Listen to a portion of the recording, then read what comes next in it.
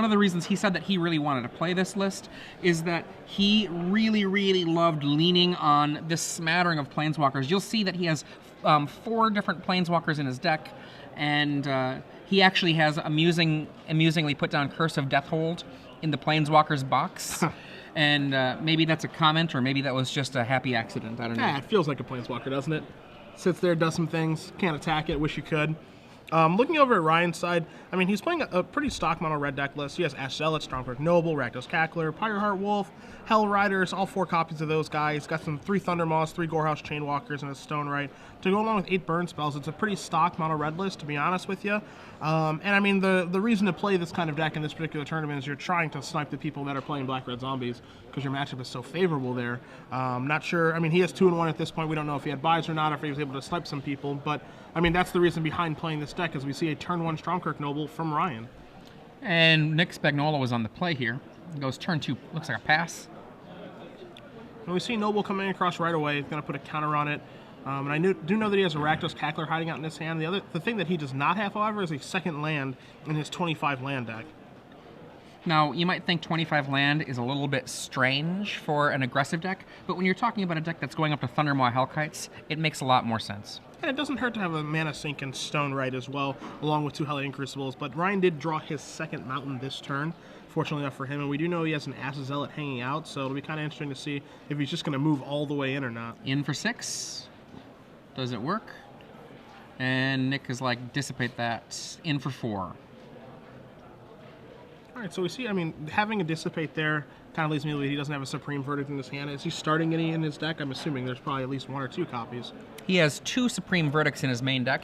He lays his 4th mana. I mean, sometimes it can be okay to do that just because you're losing so much life, you have to do something. Sure. We see at Ultimate Price taking out the Vampire. It could not target the Cackler, but he probably would have wanted to target the Vampire anyway. A Gorehouse Chainwalker with the fabulous ability +1/+1, can't block. So we see Nick sifting through his hand. He has a couple of lands, a couple of multicolored spells there as well. I don't really see any Planeswalkers just yet. Is he going to linger? Okay, Detention Sphere. So it looks like he's just trading 1 for 1 across, and then we do see a Sphinx's Revelation in his hand. We can expect that he's going to probably have to do that soon, because even though you want to hang on for more cards, you might not have time. And Sphinx's Revelations tend to find more Sphinx's Revelations. Great draw from Nick there. Nick draws another Detention Sphere. He has 2 copies in his main deck, boy. and he's found them both. This one taking out 2 Rakdos Cacklers, so he's stunted Ryan pretty well here. Ryan needs to find his lands and needs to find them right now. Pyreheart Wolf not exciting at this point in the game. And now Nicholas passes. He's got the ability to Revelations for 4 here, and I bet you that will be what happens at the end of the turn. And you see Ryan did draw his 4th land here, and he did not have a Hell Rider slam down, just another Pyreheart Wolf, so things are looking difficult here. He's going to need Nick to brick pretty badly off of this. 4 life, 4 cards. And I believe I see an Azorius Charm, Ultimate Price, and then 2 cards I couldn't quite make out. Again, none of them Planeswalkers, though. Just a couple of lands, too, so Nick is not really... I mean, he's got his head above water, but he's not really, you know, accomplishing very much. Even that Sphinx's Revelation, I mean, it's good, but it's not great given the board position. Thankfully for him, he's only dealing with 2 power in play. It's pretty resilient power, though. They both have Undying. The Pyreheart Wolves, a card that was pretty mocked when it was talked about at different points, but it's been seeing play because it does something useful. The inability, as long as triggers work out in your favor by being announced. Yes. Important. For them to be easily killed, that matters. And Gorehouse Chainwalker. Milieu? Or is it Think Twice? Azo for draw a card. That's a Lingering Souls. He does draw Lingering Souls for the turn. He's going to have to tap anything but a swamp to be able to cycle that, which I'm sure they're... For Azorius Charm? Yeah. And then he's going to mill him as well. So he did still have the available mana to do that, so just a slight hiccup there. Draws a Think Twice.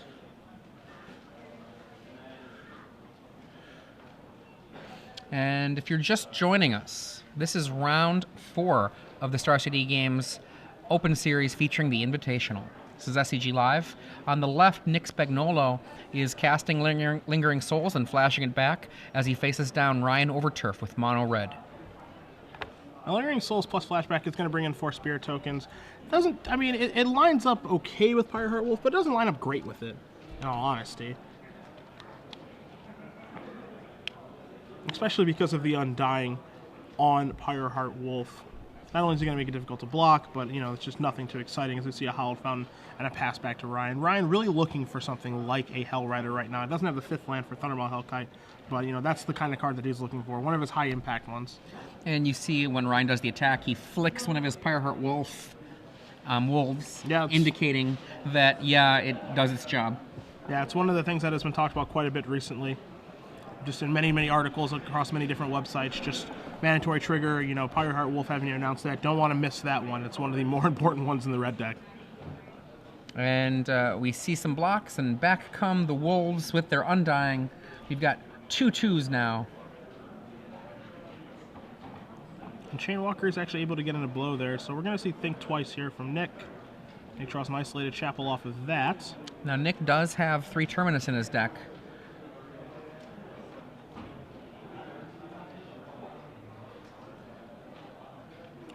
So the players are discussing something. It looks like he might try to fire for Brimstone Volley. Opts not to, while Nick was low on mana there.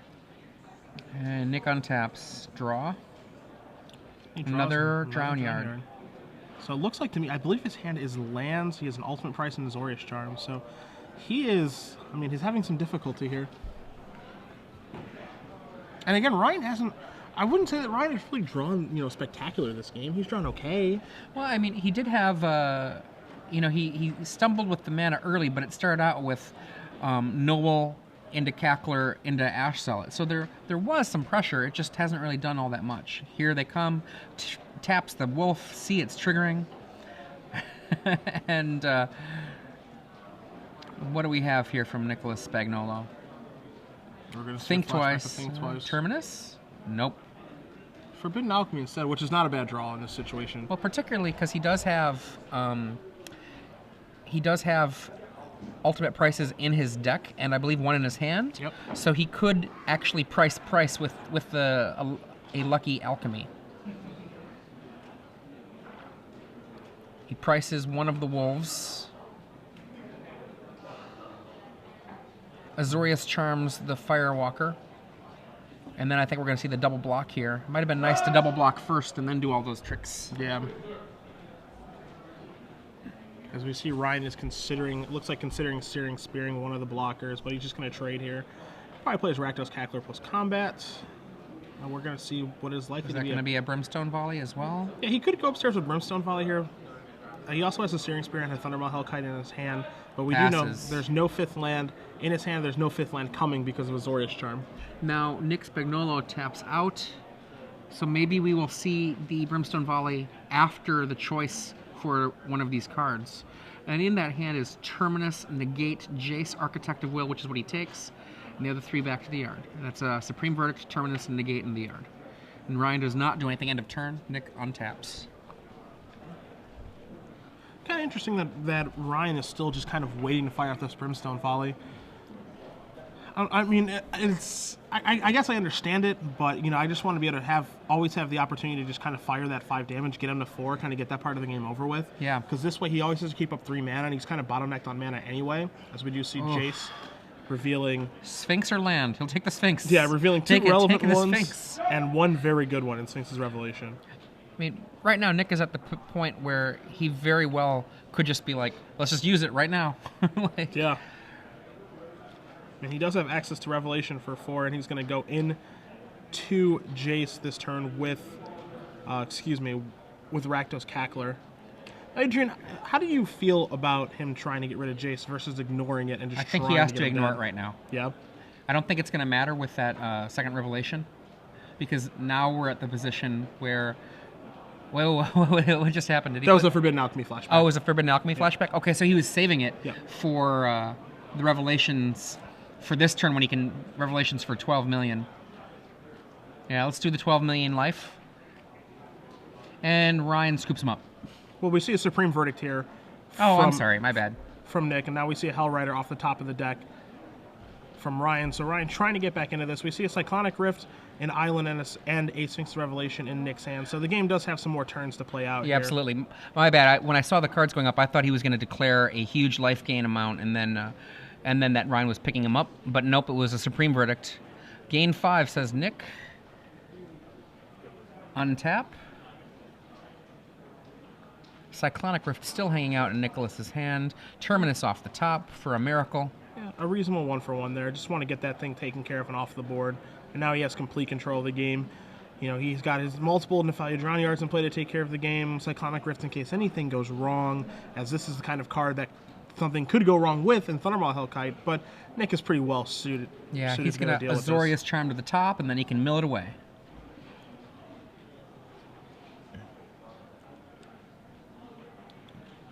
And lose 6 cards.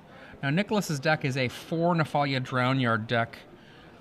It is the first land he wrote down, and I think that was on purpose. Yeah, I mean, this is how he's going to win most of his games for this particular tournament. I actually, when I was on my break last match, just sat down and watched him play against Joe Bernal playing Black Red Zombies, and was never able to get things online like he has here against Ryan to start milling him and doing all of his other tricks with that type of card. As we do see Hell Rider off the top here for Ryan. He's like, can I attack? Can I not attack? Yeah, 1 damage, not 1 damage. And Nick's like, no, I don't want to take any damage. Let's wait. And the turn, mill you. So 9 cards being turned over here for Ryan. On his end step, Nick is going to untap and draw. He's sitting pretty well right now. He's just kind of staving off elimination while milling 9 to 12 cards a turn. And here's a Hell Rider. And Nick's like, okay, yeah, I guess so. Let's see if Nick will have any responses here. I think he does have a Sphinxing in response for 7?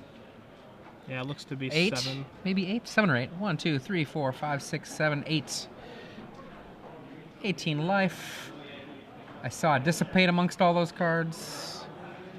Yeah, at this point, as we see the Hell Rider trigger plus the 3 damage, we're going to see him mill for 3 cards. At this point, with how Nick is sitting just life totals and cards, you know, he can afford to take that 4 damage from Hell Rider. Is that a Jace memory adept? Mill Jace? Yep. Yeah, he's really how many cards you got left? He's really going for the throat here with his library. One of the things that you should take note of at home is if you can get yourself to play as fast as Nick is playing and not make mistakes, Tamayo comes down. That is a really, really good thing to do when you're playing a controlling deck like this, so that you don't end up being one of those people that ends the tournament with a bunch of 1/1/1s on your record. Yeah. As we see 2 Planeswalkers come to play. Tamayo moved up, taking care of Hell Rider. Jace is milling 10 cards, as you guys see right now, and Nick is just discarding because of Sphinx's Revelation, passing with his best 7 available, has access to Nephalia Drown Yard, and is basically daring Ryan to deal 14 points of damage, and Ryan says, I cannot. Yeah. And Ryan scoops it on up. We're going to go to game 2.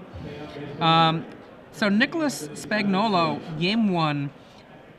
I think that this might be a rough matchup from game 1, but he pushed through, got the Sphinx's Revelation, the first one off, the second one off, then the third one to seal the deal.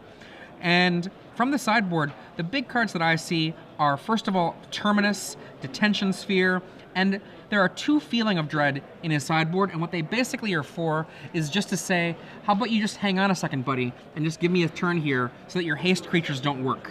Yeah, just for a second. It basically plays a role of an older card, which is Moment's Peace. Yeah. You know, basically by the time it's the kind of card that the red deck has to extend into. You know, the longer they wait, they need to be able to develop a board. You know, they can, you know, feasibly leave those creatures in play to try not to play in the Supreme Verdict. But the longer you wait, then you have less of a board, and then they can start resolving Sphinx's Revelations, and it just gets you into a difficult situation. So I expect those to come in to play as well. Cool. Do you see anything else besides the Feeling of Dreads and, you know... pardon me, going back over to Ryan Overturf, what do you see him wanting to bring in here? I mean, he's got some decent options here. He does have a Cavern of Souls in his sideboard. I didn't feel like Nick was very, very counterspell heavy. We did see Dissipate. I don't think that Ryan saw the negate in his sideboard. I mean, it doesn't help, obviously, against Cavern of Souls. So I don't think that's going to come, and I expect the additional Thunderball Hellkite to come in, especially because we saw Lingering Souls. 2 Arcwing Dragons, I expect those to probably join us as well. Yeah, I agree completely. Thunderbolt, it's possible, just because it's possible that Nick does have Restoration Angel on his deck list. We know that he doesn't, but it doesn't mean that Ryan does. Pillar of Flame, not really here for that. Flames of the Firebrand, no. Traitor's Blood, no. And Zealous Conscripts, possible, just because they're Planeswalkers. I think Zealous is a yes, exactly because of the Planeswalkers. I mean, one of the great things to do is to take a Tammy over and be like, nice Tamiyo, I will use Tamiyo's ultimate ability, and now you are in a world of hurt. Yeah. And you're not actually... You have cards like Searing Spear, which are not particularly great damage producers for your deck. You've got Pillar of Flame. That's 6 easy outs, and that can give you Thundermaw, 2 dragons, Cavern of Souls, and then Zealous Conscripts for exactly 6 cards. I think that's going to be what you see for your 6. Yeah, I mean, it does come across as a relatively easy swap. I'm not entirely sure I would want to board out Searing Spear here. I do kind of want that reach instead of trying to do everything via creatures, especially with just how this format is set up. Now, obviously, Nick doesn't have Thragtusk in his deck to kind of make creatures less embarrassing, but he does have Planeswalkers and you know, Detention Spheres and Ultimate Price, so a lot of ways to make creatures less good against him, for lack of a better term. Yeah, I mean, Ultimate Price is one of those cards that makes the Archwing Dragon much less of a Fire Blast with buyback. Yeah. You know, or name your 4 mana, or your 4 damage spell here. But I kind of expect that third Cavern to come in again because you bring up Archwing Dragon, which is a nice segue. Archwing Dragon is a dragon, of course, so is Thundermaw Hellkite, so naming Dragon with Cavern of Souls, he gets to kind of double down on 2 extremely powerful cards in his deck and be able to push them through any counter magic that Nick may have. Also, keep in mind that Nick never saw any Cavern of Souls in Game 1 from Ryan. Did Nick show a Dissipate in Game 1? I think he did. Yeah, which is, even though there's only 2 of them, it does give more reason for Ryan to bring in that Cavern. And another part for that Cavern is if you do go up to the sideboard that you and I discussed, that is raising your curve. So 1 more mana is a reasonable thing to go up to 26 mana. Yeah, I mean, I could see him going on 26 lands. Additionally, I could see him potentially sideboarding out a mountain for the third Cavern. Just because, I mean, he did have some mana issues that game. It feels like more bad luck than anything. Oh, I agree. That he didn't draw any more lands on time to be able to play Ash Out on turn 2 as he had hoped. I don't know if I would want to board up to 26 here, just because, again, he doesn't have a ton of mana sinks. You know, he does have a Stone Right. He does have access to 2 Hellion Crucibles, but there aren't a ton of mana sinks like we've seen in aggro decks before. Turn 1 Noble, one of the best things you can drop on turn 1 versus a control deck. And that is a Hellion Crucible pass. We do see Searing Spear, so we did not take those out. We're going to see Noble come across again, kind of asking, do you have a Azorius Charm? And he does. Yep. Patrick Sullivan and I were talking about the inclusion of Noble, and we both are anti-Noble for mono red right now. The damage it puts in is just not sufficient that even like a Reckless Wave tends to do more damage. And we don't like Reckless Wave either. So. Pyreheart Wolf. And Nicholas Spagnolo has a Detention Sphere, has land. He definitely has an option here. She's just going to put a land and pass back. Wolf in for 1. And down comes the Noble. Now, we will get confirmation on what was named on that Cavern of Souls from Ryan. We do see a Thundermaw Hellkite. We also see Hellrider in his hand, so it's very debated on what card he actually did name with that, so we'll have confirmation for you guys in just a moment. Dragon was named. Nicholas casts the Forbidden Alchemy, taking a land and putting a Feeling of Dread into the graveyard. Now we are 4 mana Jace, +1. That basically turns off those creatures. But we've got Hellrider? We do. Hellrider. Trigger, trigger, trigger. This is another situation where I think it is completely reasonable for Ryan to ignore Jace and just try to get him dead. It's an interesting sub-game that you play with the Planeswalkers, especially Jace, where, you know, I have the fear of the -2 ability, Factor Fictioning, revealing 3 cards, you know, potentially 3 very good ones and being difficult to split. But again, this red deck, it really needs to go about just, I personally think, just getting the game over as fast as he can, especially with his hand of 2 Thundermaw Hellkites and a Searing Spear. So he goes for the Jace. It's funny you say that because I actually agree with that as a question mark, but I do think that I like Ryan's play going after the Jace because he's still so far away from the prize that plus ability is just going to keep on being a problem. And tomorrow, as in next turn, the amount of damage that he's going to be able to do is so big. And Nicholas is now forced to have some sweep spell or else be under some real pain. Okay. I mean, the thing about that question mark, right, is that both the way I would play it and the way you would play it, you have to go through that process. You have to actually ask yourself which is the path. And a lot of people don't think that red takes much thinking, but it's questions like that about which way to go that make it such a, I think, difficult deck to play. I agree. And especially when you're playing against Planeswalkers, as we see Arcwing Dragon drawn here for Boom. Ryan, which is going to come through Cavernous Souls. So Nick, if he has a Dissipate, can't even counter it. And now this, he's staring at a ton of damage right now. He's doing the math. You can do it at home, too. It's 14 damage. 6, 7... Pardon me, 13. My bad. 13. So, Nick, we do know that he has a Feeling of Dread in his graveyard. And we're also going to see... He's going to Revelations for one. He's looking Terminus? to hit Damian Sandow's finishing move, the Terminus, but he does not hit. And now the beatdowns are coming across. Take 13. We see all the Hellrider triggers. We're going to likely see the Stromkirk Noble trigger as well. And then Archwing Dragon is going to come on back. I don't think he named the trigger in the Fireheart Wolf. Yeah, I think this time that's okay.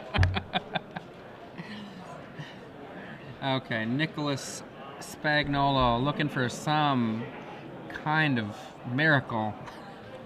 He didn't find it. What he did find was a Supreme Verdict, but again, Supreme Verdict does not stop the dragon. Yeah, while it's good here, it doesn't stop the dragon. And the Fireheart Wolf does come back if he doesn't forget the Undying trigger, but he did. Oh, does it matter? Azo? Oh, yeah, this is, I mean, that's the Feeling of Dread. Feeling of Dread. It definitely matters. And then he gets to untap. And yeah, the wolf. Forgot the wolf. Playing way too quickly here by Ryan. Way too fast.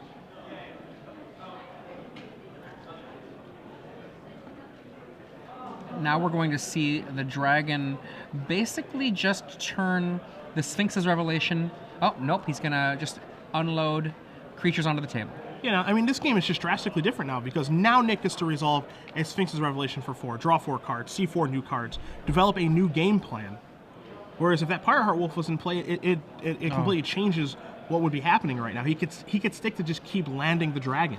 And he found a Feeling of Dread, such a huge card, because all you want to do is just buy time. It doesn't matter that you're throwing, quote unquote, throwing away a card, because you're saving yourself life. Okay, if you're just joining us, I'm Adrian Sullivan here with Cedric Phillips. This is SCG Live, the 4th round, the final round of Standard. And turn 4 mana for a Sorin now, making a fun little vampire. And 3 mana up. Nick just content to pass the turn back. 3 mana represents a lot of different cards in his deck. It represents Feeling of Dread, it represents Dissipate, it represents Ultimate Price, among other things that we aren't even thinking of. It also represents something as simple as flashing back Think Twice. And Ryan Overturf here, he knows exactly what Cedric just went through with that list of cards, and he's trying to figure out what he wants to play around. Is that a Hellrider? That is a Hellrider. Hellrider, pass. Nope. Before combat happens, tap. You don't get your triggers, buddy. So he does have the option to attack with Stromkirk Noble to try to deal damage, but it will just trade with the Vampire token. I mean, not a favorable trade for him, as Nick does draw Ultimate Price for the turn. He's going to come across with that Vampire token. Boom. Gain 1 life. Lifelink, a very, very worthy ability of these vampires. +1, we're going to get another Vampire. So now, if you take a look at Nick's hand, it looks like he's going to be moving 5 mana towards a Tameo. Like he's going to tap down Hellrider. He does have, again, he has Ultimate Price. He has numerous Azorius Charms in his hand as well, along with the flashback of Feeling of Dread. So again, Nick has plenty of options available to himself. Thundermaw Hellkite.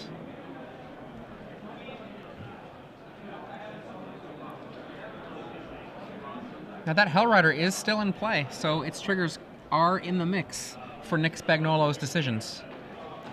Now Nick is just trying to decide, okay, do I want to Ultimate Price this? Do I want to let him attack with it so I can put it on top of my deck? Do I just want a Feeling of Dread it and try to, you know, leave those guys in play and take over with my Planeswalkers? Because again, something that's interesting here, as we do see an attack, is that Tameo, with Feeling of Dread, actually lets Nick see a bunch of cards with a -2 ability. It's 1, 2, 3 triggers. He's like, who's taking them? We see a block, and after the blocks are declared, Azorius on the dragon? We're going to see ultimate Price on the dragon. There we go. That's better than Azorius on the dragon. Gain 1 life, lose 3 life. Go to 6. And he's like, that's dead. Yep, vampires kill vampires. So Nick is sitting at 4. A pretty comfortable spot as we see him draw a Jace, Architect of Thought, for the turn. So again, he's going to go through his sequencing on what he wants to do, go through his progressions. He has a Detention Sphere. He has 2 Azorius Charms. You know, he also has 2 Planeswalkers that he can activate this turn. So he has a lot of things to think through. Now, I mean, it's pretty easy to say that, you know, he's in the driver's seat right now, but one misstep could cost him this game. Now you see him minus the Sorin, and he's doing this just to get the life gain immediately. The emblem that he receives for that, he just wants to get +1 life now. So that's going to bring Nick up to 6 with the attack with the Vampire, which is a 2/1. And also the card that he just did flip forward again is Sphinx's Revelation. So a lot of decisions here for Nick. Again, I feel as though he is in the driver's seat this game, but I mean, by no means is he comfortable in what he's doing as we tap Cavern of Souls here with Tamiyo. And that's an interesting play to me, Adrian, because that can kind of get Ryan to think, ugh, maybe he has a counterspell now. Am I going to cast one of these dragons into his Dissipate? I think that's a very, very interesting line of play by Nick. And we see Nick putting some mana for the Feeling of Dread. There it is. Tap, tap. Got to get a blue in there. There we go. And we do see the flashback. After combat, Ryan says pass.